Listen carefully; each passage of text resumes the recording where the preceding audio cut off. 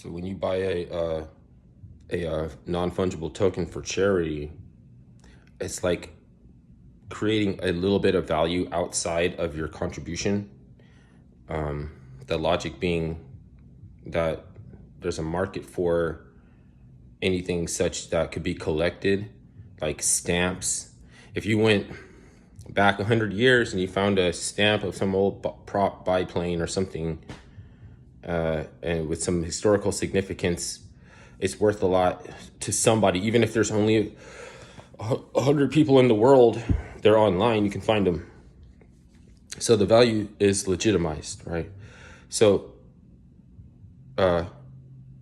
charity is legit, but it's not legitimized by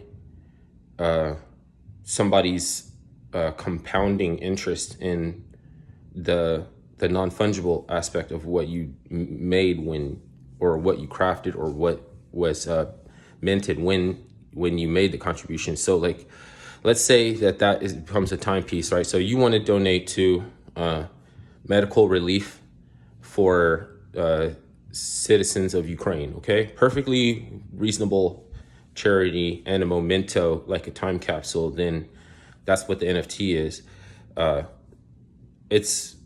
You can't say it's not legit to donate.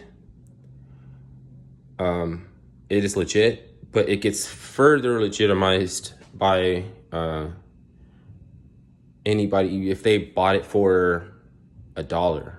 Like, it was only worth $1. It's still legitimized by $1.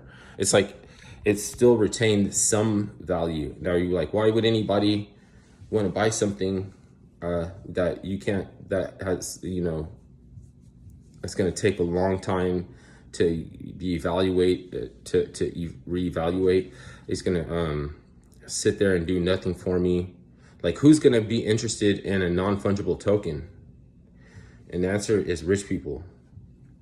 Believe it or not, like, I'm not saying that their life is more valuable. I'm just saying that they have the mind of rich people is something that poor people will never understand. It's I'm not saying that you're diminished IQ or anything.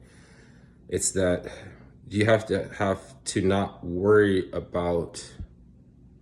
You have to want to think like you have to live at some point in time where you can spare no expense, and we're just not going to worry about this and that, and we're going to do this, and it's more meaningful or whatever. So, rich people stash a lot of things. They're stashers. They like to collect things and stash it that may not even be valuable to a lot of other people because they feel like it makes them interesting. You know what I mean? Now you can't probably try to cloak something that, that they might consider like, oh, like they're going to want to know if it's legit. Like, it had to be verified, a timestamp or a memento. It's like a memento, right? There are some things that poor people have that they won't sell. So you can never ask me that question. Why would anybody be interested in collecting non-fungible tokens that proves that they donated to a charity? Why would I buy, if I didn't donate to the charity, why would I buy it, right? And it's because you're legitimizing the charitable act by spending 5 cents. If you spent 5 cents and bought somebody's, it might be worth 1,000. They didn't want to sell it, but then somebody blew magical dust in their face and made them lose their mind, okay? And they sold it for 5 cents. It's now been legitimized some small value, no matter how incrementally small. So, and the motivation for rich people to want to have something that you can make up your own price, or it won't sell, or you might think it's worth a nickel and somebody really wants it really bad and you sell it to them for a nickel and it's worth 1,000. Why would you want something like that? You can't keep track of, you keep track of it. It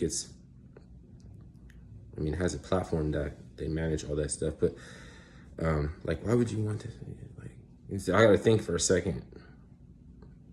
Why did Elon Musk fucking come up with whistles. If he wants to hold on to Twitter, then he can't let Tesla stock slide. Why does he want to put all his resources into selling whistles, right? It's like, man, they know something.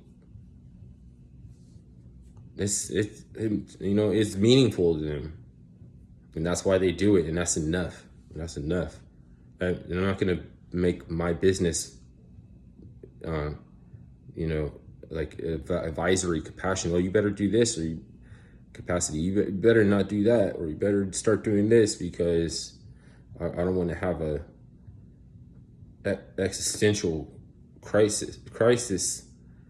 You know what I mean? Like he's gonna be like, there's no reason. Like if it doesn't matter how much we want liberty, if he decides that Twitter needs to fucking mature and evolve itself as an asset class before he's interested in it, he could just drop that shit. Be like, fuck it.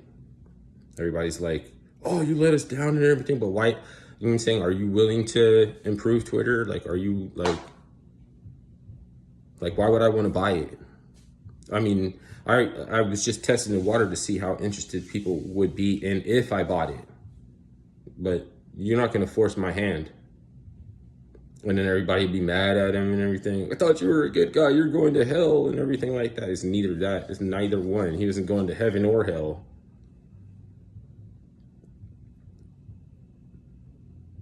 It's just another learning experience, maybe a life lesson. Those things can be expensive too. I don't know how many I can afford.